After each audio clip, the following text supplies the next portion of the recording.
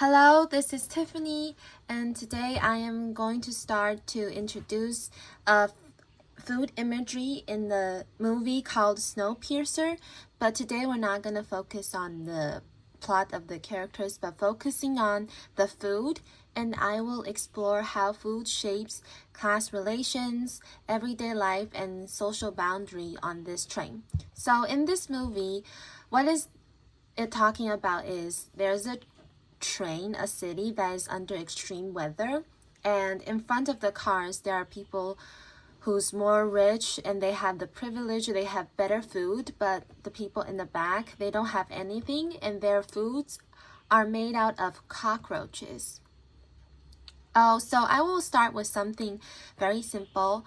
Everyone on the train has to eat, right? So food is something that cannot be avoided. And because of this, food becomes one of the clearest ways that inequality is shown and experienced. You cannot choose not to eat, but you also cannot escape the class system that controls life on this train.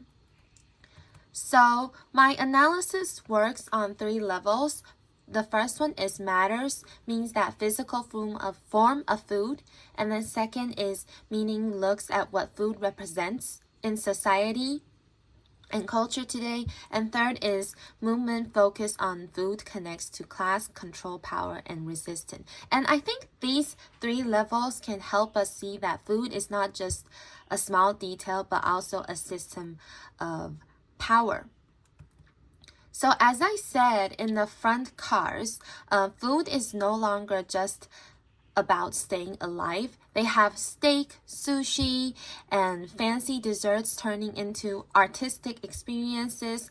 And this connects to our textbook meat dress, where food becomes art when it is separated from survival.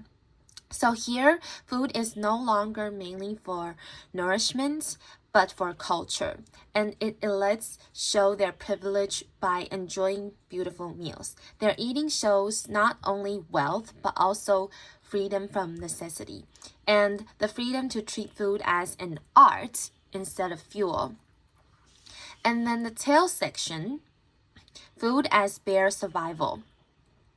In contrast, the tail section eats protein blocks, and the food imagery that I want to talk about is here.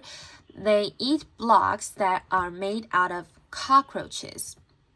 And these protein blocks remove almost all cultural meaning from food.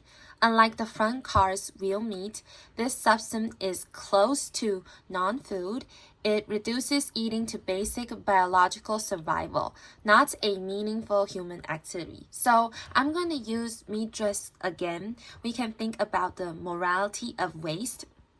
Like Starbucks' work was criticized as insulting to poor people in hard times, the meat dress, and this is something similar to Snowpiercer, like the luxury of the front section insults the tail section, who survive on non-food while the elite waste and enjoy real meals.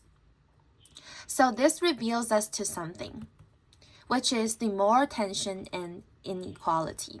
So this contrast creates strong moral tension in both meat dress and Snowpiercer, like turning food into art during times of scarcity seems morally arrogant, and the problem is not pleasure itself, but that excess is accepted while deprivation is ignored. So the way people on the train shows how body, mind, and culture connect under pressure. The tail section faces forced restriction because of anxiety and also lack of control. And meanwhile, the front section, rich food, suggests emotional numbing, using pleasure to escape the emptiness of their trapped lives. Why will I say trapped lives is because, just like I said in the beginning, they can't go outside because of the extreme weather, and they use food as one of the things to let them escape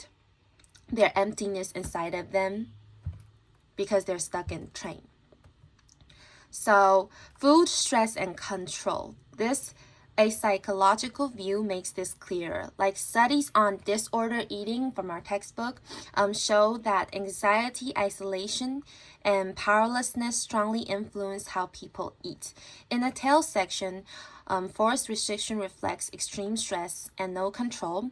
In the front cars, access to tasty food may work as emotional comfort and a way to cope in a closed and unstable world. So together, these ideas show how food shapes identity in both cultural and psychological ways. Food is biological, but is also shaped by culture. In this movie, food is necessary for life, but its distribution is distorted by the class power. So over time, this shapes how groups sees their own worth and humanity. And the protein block, which I just showed you, becomes a tool that controls and takes away humans' dignity and their identity. So to conclude, food can organize class and control daily life, and I think this image of food can sometimes represent and remind us that food is never neutral and it is sometimes political. Thank you.